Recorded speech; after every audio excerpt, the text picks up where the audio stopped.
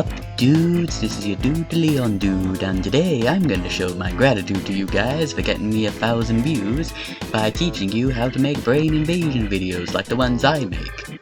All you need is Source Filmmaker, obviously, the Shantae model by Raffinite, and the Mortal Kombat X gore props by Red Menace, all of which I have linked in the description. Now, there are many methods of how to do this, so let's start with the easiest method. The plankton method. No surprise as to why I call it that. Oh, I forgot to mention you also need the SpongeBob character models from the Steam Workshop and Voimon's Tentacle stuff. All of which I have linked in the description below. Now that's out of the way, let's bring our little, and I do mean little, green friend into the picture and have him scuttle inside an unsuspecting Shantae's ear. Personally, I prefer to do the outside stuff first before moving on to the inside stuff in a different shot. Makes things less complicated down the line. So, when you've done all the outside stuff, and I highly recommend that you do all the outside stuff before doing the inside stuff, load up the brain model from Red Menace's gore pack and right click on the root transform of the model in order to add scale control to transform. That way you can make the brain beak.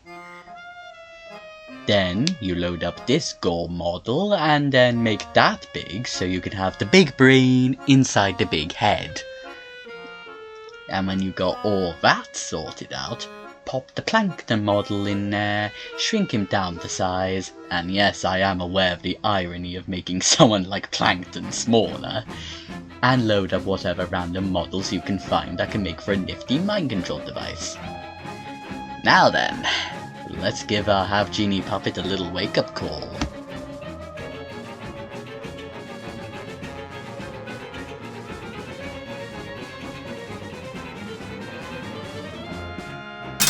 What's happening? Because I'm a lazy but otherwise brilliant individual, I usually run an animation script on certain models in order to make them walk. And yes, I have also linked the scripts in the description below.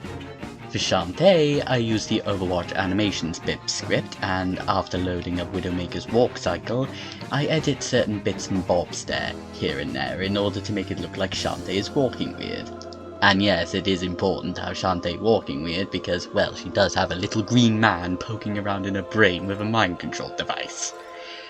Anyway, I think that's all there is to say about the plankton method. Now let's move on to the other method. The Mr. Atom method. Named after an episode of The Secret Show. You can kinda guess a theme with these method names. It was either that or calling it the Drizzit method in honor of a fellow brain invasion enthusiast. But I feel like the Drizzit methods, notice the plural, are more diverse than the Mr. Atom method. I mean, they're similar, but very different. Honestly, it seems easier to just call them different. Blah blah blah blah blah blah blah. Let's set the scene. You come home after a long day of hacking only to realize a Mountain Dew guzzling, Dorito munching Buddha is streaming in your house. So you do what any sane person would do and shrink yourself down, but not before breaking them procedural bones, then crawl all the way up D.va's nose and inside her brain meats. Stick a bunch of zappy things on her neurons and hack into them in order to make her do something embarrassing, like walk about in her underwear acting like a chicken. Oh, where are my manners? I forgot to show you how to lay out the inside of D.va's brain. Load up brain, make brain big, go inside big brain, load up Voimon's stuff and arrange them in particular order inside the brain. Load up Sombra, give her some clothes because good grief she's naked. Bake procedural bones for both Sombra and her clothes, lock Sombra's clothes onto her, shrink down Sombra, sit on the toilet. Wait, what? Anyway, that's basically the gist of the Mr. Atom method. Could probably go into the Drizzit methods that I mentioned earlier, but let's save that for another time.